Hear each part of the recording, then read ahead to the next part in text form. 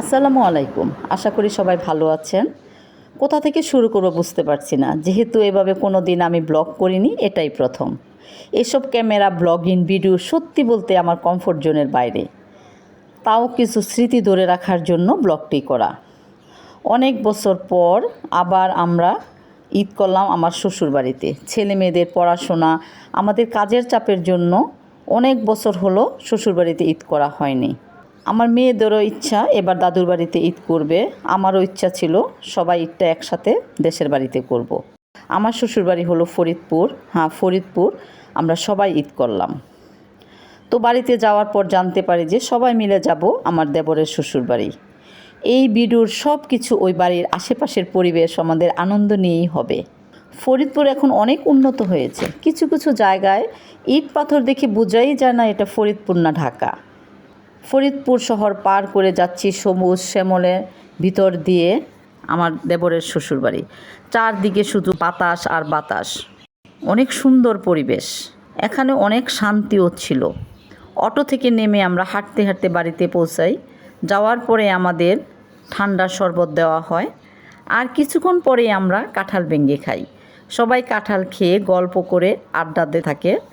আর আমাদের ছেলেমেয়েরা বাড়িতে আসার পর শরবত খেয়ে হাঁটতে চলে যায় রোদের মধ্যে।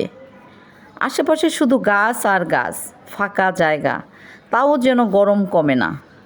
এর পিছনে কারণ হলো বাড়ির পেছনেই ছিল পাট ক্ষেত। কিছুক্ষণ পর সবাই মিলে আম খাওয়ার আনন্দে মেতে ওঠে। একদম গাছ থেকে ছুটে সরাসরি হাতে পড়ে আম গাছ থেকে পড়ছে, আর যে যার মতো কুড়িয়ে খাচ্ছে।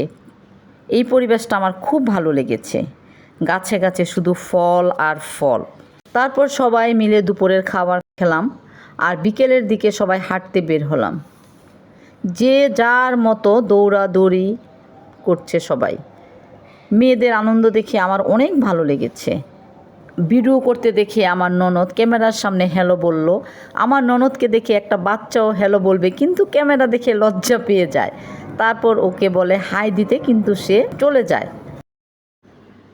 আমার দেবরের ছেলেটা পায়ে ব্যথা পেয়েছে, হাঁটতে পারে না।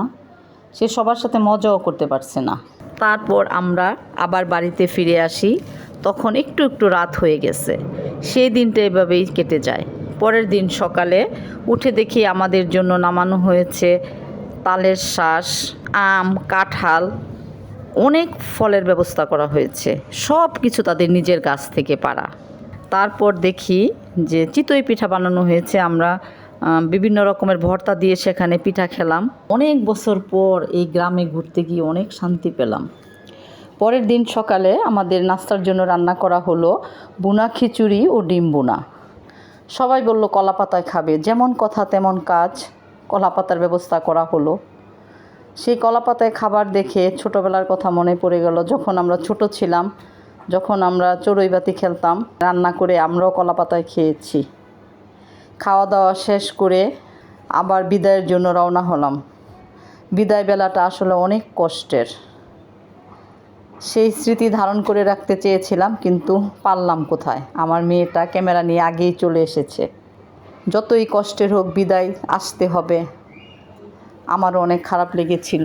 আমাদের বিদায় বেলা তাদেরও অনেক খারাপ লেগেছে। তারপরও তো আসতে হবে। আমরা চলে আসলাম ফরিদপুর, আমার শ্বশুরবাড়ি। এইভাবে আমাদের গ্রাম্য পরিবেশে ঘোরাফেরা সব কিছুর জন্য আল্লাহ পাকের দরবারে শুকরিয়া জ্ঞাপন করলাম, এত সুন্দরভাবে ছুটির সময়টা কাটানোর জন্য। আপনাদের যদি আমার এই ব্লগটি ভালো লেগে থাকে তাহলে অবশ্যই কমেন্ট করে জানাবেন। আজ এই পর্যন্তই। সকলে ভালো থাকবেন। আল্লাহ হাফেজ। আসসালামু আলাইকুম।